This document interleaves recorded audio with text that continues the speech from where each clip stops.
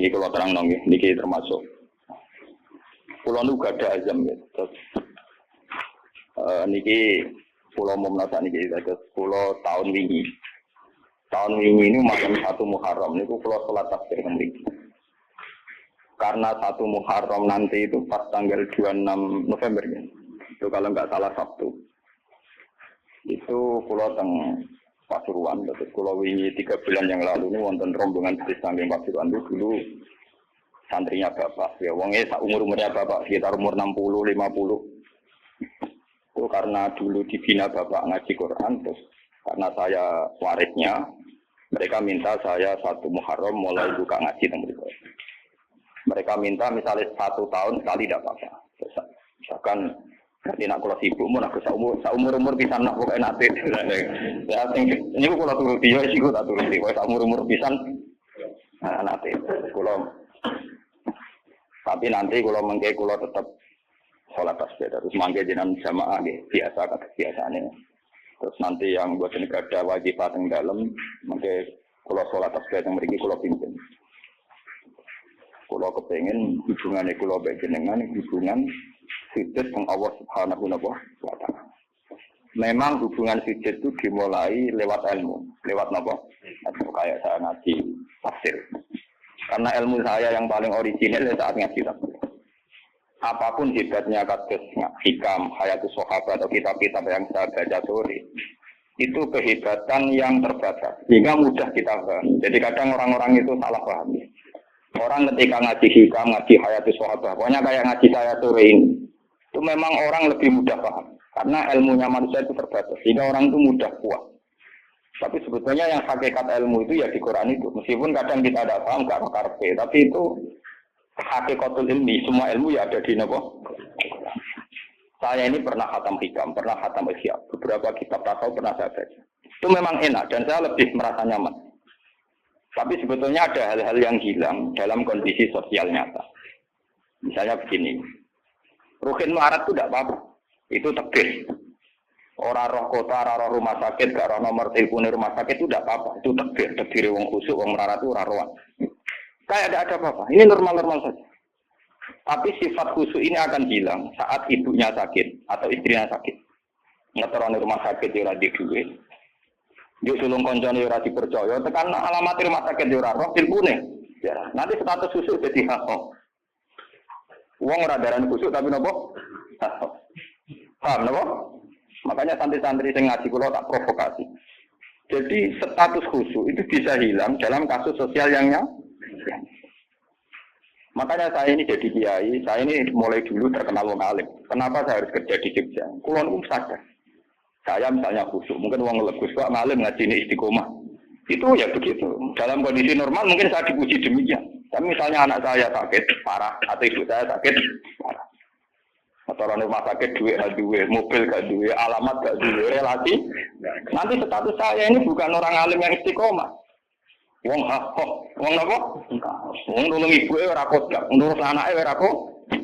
Di sini ini terus terjadi kesalahan dalam kitab-kitab tasawuf yang benar. Makanya saya mohon yang senang saya, ngaji saya paling inti tetap di Quran. Meskipun Quran itu kadang ana pornografi, cara Gusdurian ana pornografi. Itu hal yang nyata. Orang tasawuf itu malu membicarakan pornografi. Tapi kalau Quran biasa saja. Jadi misalnya di Quran itu ada ayat Nisa'ukum hartulakum fa'tu hartakum an-nasib.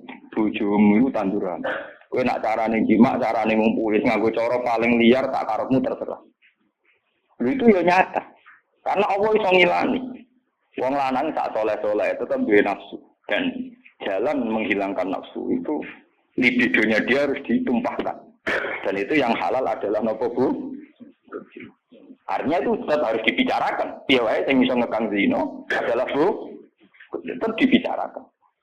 Daripada kowe wiridan sawangane yang pangeran, jebule ambek nahan nafsu, paham ya? Terus akhirnya bukan nahan nafsu puncak wiridan, Gusti namati nang swarga kula tak nang ngeloni widadari dari pangeran. Lho gak kangen aku jebule. Kangen apa? Ya oleh kurang ngajar. Artinya ternyata di balik kekhusyuan dia ada pornografi yang tertib. Atau jujur be pangeran dari awal ngeloni bu. Makanya Imam Ghazali mencontohkan, ini contoh-contoh gulatus sufia, orang-orang sufi yang ekstrim. Sama masalah uang juga gitu. Orang khusyuk atau mergawe. Yakin nak rezeki ku teko lewat wiridan, namanya wiridan. Tapi nang ati ini, aku bolak-balik wiridan duit teko.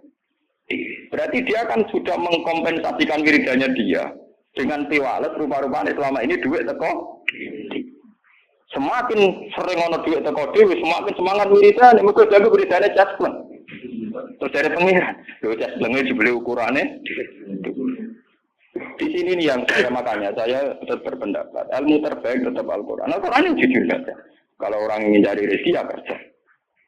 Menurut kalau anti mati tetap kerja. Bahkan saya sampai sekarang menanamkan anak-anak saya kalau ditanya tamu bapak di mana ya jawabnya kalau saya kerja ya kerja. Malah kata santri di Urbat Guru, apa yang dalam Gus? Apa siapa aja karena bapak anak saya itu nggak tahu apa itu nggak tahu. Ya karena ya makanya saya emang bapak.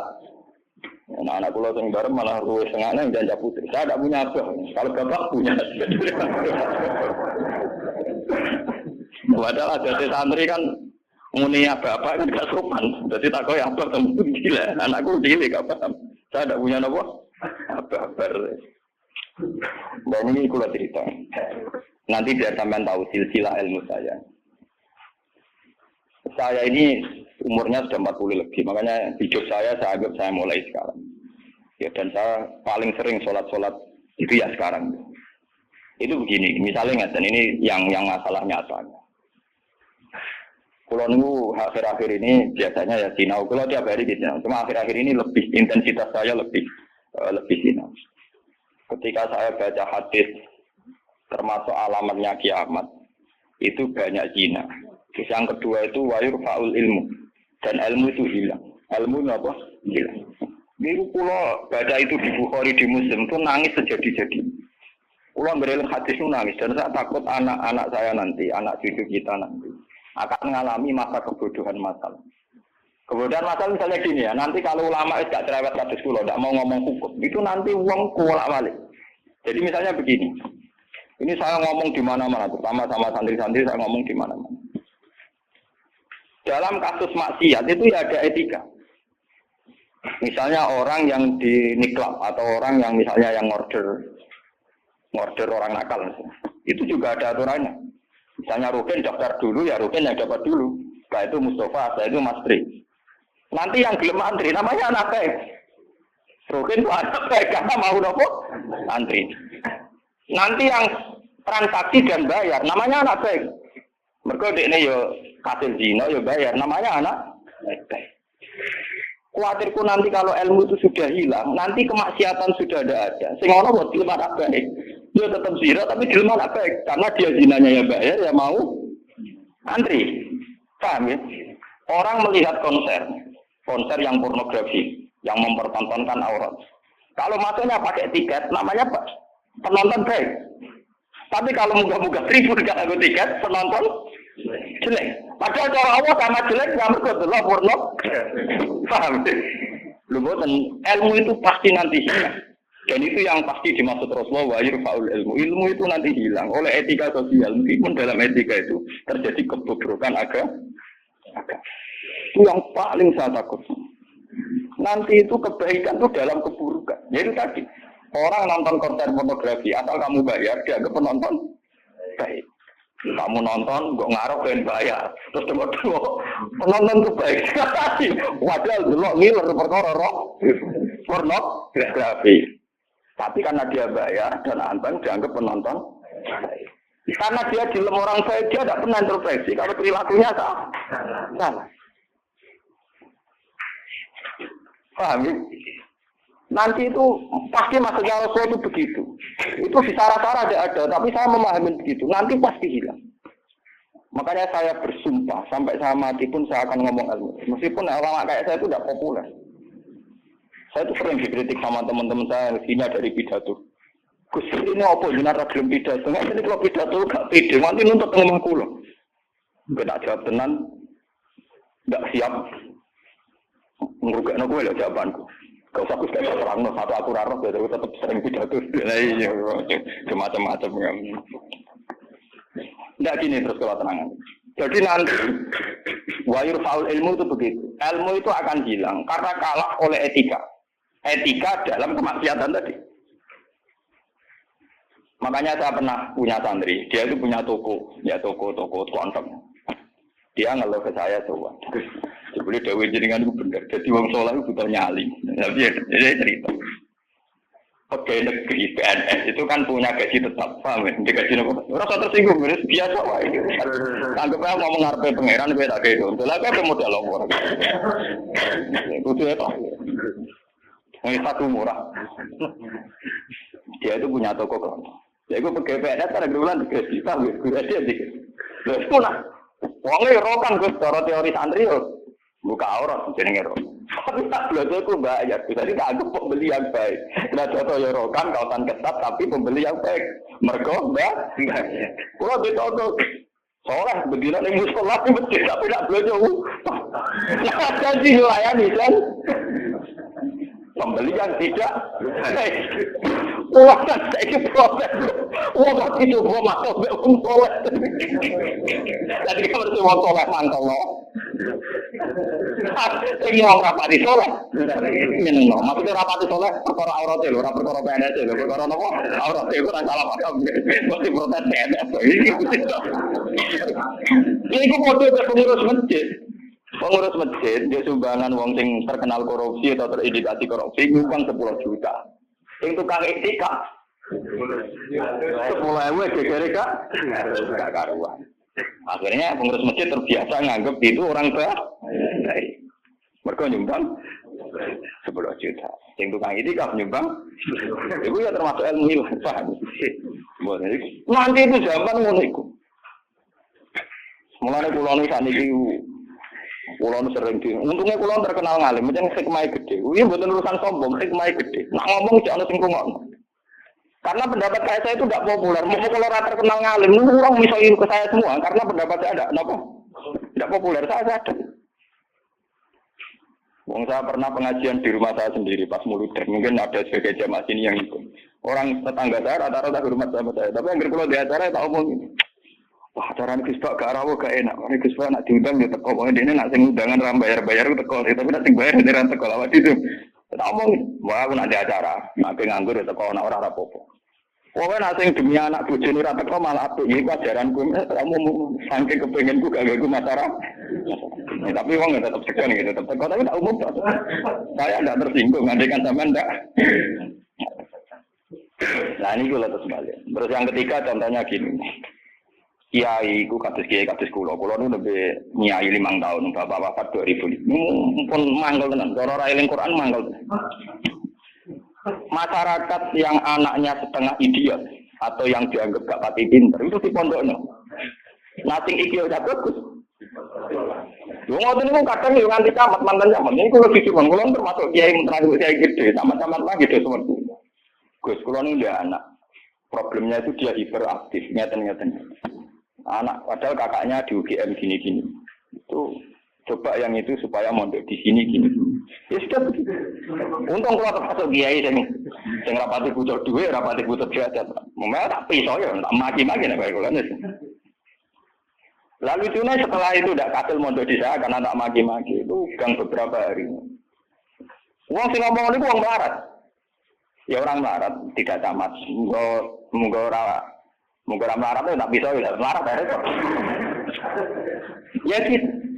Anak yang baik karena dapat prestasi di sekolah umum, yang tidak baik di pondok. Wah nyorok Gusti kula saiki. Wingi wong sugih kalau tidak miso ilang ini terus budi. Kan etika keulamaan kan bisa wong melarat ora oleh. Aku kok ora oleh. Jadi nak miso ora oleh. Aku kok nopo? Yo beda kan miso nopo. Jadi ono. Setelah itu yang menyelamatkan hati saya itu satu, yaitu tadi. Kenapa di Al-Quran diulang-ulang innalladzina amanu wa amilus. Jadi sebetulnya begini, ini yang peringatan ya, bagi teman-teman yang mungkin di sini ada PNS, ada orang-orang yang biasa punya selera elit. Cobalah Quran ini dihidup-hidupkan lagi, amanu wa amilus sholihat. Dalam teori Quran pokoknya yang baik itu ngamal soleh. Jadi misalnya saya sebagai orang alim di Pondok Irukin. Dia sudah misalnya idiot, melarat, aneh-aneh. Terus dipondoi mastri, terus melarat, aneh-aneh. Pondok Mustafa Selawat gak pahaman. Kalau dalam teori pendidikan modern di mana butuh bibit unggulan, ini itu nggak masuk semua. Karena sudah ada bayar, idiot, ngawur, aneh-aneh gitu. Itu kan repot. Wah, itu kan repot. Jadi kamane santri kok Mustafa enten iki, wis ora tau salam tempel lah kok kiai ini ra salat qobliyah. Kiai ora salat apa? Qobliyah. Memang dia mesti gak terima deh, napa? Duwe kiai ora salat napa? Qobliyah. Misale tak turu wis salat qobliyah, kok ora badi apa iki karep kiai ku ideal. Ngaku karepe dhewe. Padahal kiai ini khusus ora badi qobliyah gak pernah mergawe, ngurusi dekne terus kelaparan. Nah ini contoh. Nanti suatu saat ada era, sekarang sudah mulai. Sekolahan yang hebat adalah sekolahan yang luar biasa dengan makna santrinya IQ-nya bagus. Siswanya IQ-nya bagus. Pola sosialnya bagus. Pembayarannya nomor penting ini Bu. Pembayarannya nopo. Lah terus akhirnya pondok-pondok pesantren kan cuma bayarnya bagus, otaknya tidak bagus, perilakunya. Lupa mau aku ora disangoni pangeran. Wa amilu sholihat. Ngurmat rohen wa amilu sholihat. Ngurmat Mustafa ya amilus, wes ora urip, wes ora dadi wong. Tapi karena saya punya semangat sarane Quran sementing aku amilus, ya sudah, Allah menitipkan ngamal saya lewat ngurmat mastri, lewat ngurmat ruhin. Ya sudah selesai. Masalahnya terus nopo? Nah, kalau suwun sing ngaji kula, semangat kenapa Quran ngulang-ulang wa amila sholihan, diulang-ulang wa amil sholihat. Penting dalam hidup itu amilus. Kula pernah ini cerita nyata. Saya pernah lihat TV. Sama ulama-ulama yang kayak saya, artinya tipikalnya ya kayak saya, orangnya alim terus ya ikhlas, cocok-cocokan kan. Jadi kiai lah ya tahu grup modal, yang alimnya tak kulo, yang alim tenan, ya putrane kayak gede. Waktu kiai ini kan buka kartu, tenan mata gue kisahnya, ini ngaji wong tua. Dan aku kan wong enjoy Islam, tahu tak kok, Gus. Mendingan nak dulu SPC, nopo menteri, nopo sing teng TV, wong kok mulia nih, buka lawangnya rata untuk menteri. Pokoknya mulia nih kok mau. Wis ngono diarani pahlawan. Misalnya ngurumusno ekonomi, ono pertumbuhan apa? Jadi harus tahu iri ta ora. Niki ora ono Gus, kok tak kok jadi. Waktu lama ya itu kan. Lah aku wong kula yo wong alim kan gak wajib sungkan wong padha napa ngaline. Lah ora takok. Loh, jenengan ngawiti tak kok. Salah jenengan ngawiti tak kok. Jenengan cerita awake jenengan iki niku tak jawab. Iki cerita. Kulo karepe mangkel. Kulo niku wis ikhlas istiqomah mulang masyarakat ra ono sing hormati. Ono wis digaji. Gajine presiden yo dhuwur, gajine menteri yo dhuwur, gajine bupati. Nak ngamal darane ngamal iki. Ini padahal tugas e. Ngamal tenan nak kita, kedur ora ono sing gak. Tapi ora ono iki. Wah, waktu buka dhewe tak mlebu mobil. Rusak yo dadakno. Wong bupati rusak ora sing dadakno. Pandok sing gawano. Kene mobil rusak kudu utak. Cerita dari protes gawane kenyataan iki nopo? Terus baru ini cerita, saya izin aja, kan cuma kok. Karena latar belakang saya kan kayak Quran, saya tuh tidak pernah punya perasaan untuk bunuh dia. Artinya saya lebih terbiasa ikhlas. Orang menerang, aku mulai ikhlas kan lebih baik dibanding dia kan jurah etis.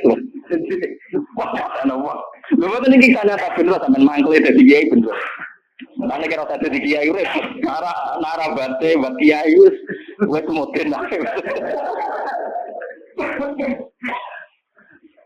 Akhirnya kalau itu, saya itu ya ada orang sempurna. Cuma kalau sakit ngobati awak kulo biasa tidak. Seperti itu kalau kulon mulai alit sebagai orang mukmin itu pangeran kulon Allah Subhanahu Wa Taala hubungannya apa? Ya kalau pangeran kula Allah, paribatane kula niku nulung semut sing kebulet, utawa nulung anake pitik sing kebulet teng jero pawon sing gak ana wong kok. Niku kula ngrasa ibadah. Mergo ngamal kula disiji ya Gusti Allah. Ana wong melarat, gak iso mangan. Terus kula kei dhuwit 5.000 kelar mangan. Niku kula ngrasa ibadah, mergo sing biji kula Allah lan Kalau mereka yang ngisi kan wartawan. Saya ini seorang mukmin, yang Tuhan saya itu Allah, bukan wartawan. Ini kan, kok mau cocok ke sekolah, jadi kepengen ngobati ngotot. Tapi kalau memang tunggu, Enggak, artinya kenapa kiai-kiai itu bangga dengan amal-amal yang kecil, kadang mengekei santri melarat rantok wesel, kadang mengekei iman. Itu karena iman sama aturan dasar, fama ya amal mithqala dzarratin khairan yarah wa ma ya amal mithqala dzarratin syarran yarah. Sekecil apapun Anda amal dinilai Allah. Ini penting kalau aturakan. Nanti ada wala batu jahli, ada kebodohan apa masal, di mana orang yang rapat tentang ketahanan pangan karena dihadiri menteri dan tetap-tetapnya. Orang itu dianggap berprestasi karena mempertahankan pangan, kuota pangan cukup, bulog cukup. Padahal hakikat yang mempertahankan pangan itu siapa coba kalau per individu? Ada tukang becak miskin. Dia hari itu tidak bisa makan, ditolong sama tukang becak diutangi 20.000. Anak istrinya jadi apa? Makan. Dan di mata Allah yang menjaga nyawa tukang becak ini adalah temannya tukang, bukan pejabat-pejabat yang rapat di hotel berbintang. Meskipun saya ngakui fungsi mereka, tapi kalau saya disuruh ngakui fungsi mereka, mereka juga harus ngakui fungsi sosial yang dilakukan rakyat. Saya pernah juga diperut, apa jenis ada alur fungsi menteri? Lalu aku ngakoni kono kudu ngakoni adil, orang kau ngakoni kono ora, bangune. Kok penak? Kalau sama-sama kita beretika, kalau saya ngakui fungsi mereka, mereka juga harus ngakui fungsi kita. Makanya saya itu kalau melihat petani di sawah, dan itu sebagian anak-anaknya mondok di saya, itu kalau saya nyeritani mas, Pak, yang rapat-rapat ketahanan pangan di hotel-hotel itu hanya rapat ketahanan pangan. Sama sebagai petani yang tulen, itu yang hakikat mewujudkan Pak. Sama jangan kecil hati, saya dan di mata Allah Andalah yang mempertahankan pangan. Karena Anda belum jadi peta. Jadi itu banyak santri-santri wali murid yang bangga dengan saya. Wah, nak ngono berarti kalau wong top, ya wong top podo menteri pertanian. Nah, ini ya kalau menteri kan lapornya sama presiden. Kalau sampean tak latih laporannya bahwa subhanahu. Nah ini khasnya ulama. Lah saya nanti takut tadi yurfaul ilmu. Nanti itu kalau sudah ada ulama yang kecangkeman kayak saya, nanti yurfaul ilmu. Ilmu itu hilang sehingga yang dianggap prestasi ketahanan pangan misalnya ya menteri pangan sama pejabat bu. Saya ngakui mereka berjasa, tapi kalaupun mereka berjasa kan digaji ya. Nah, itu kan juga gitu.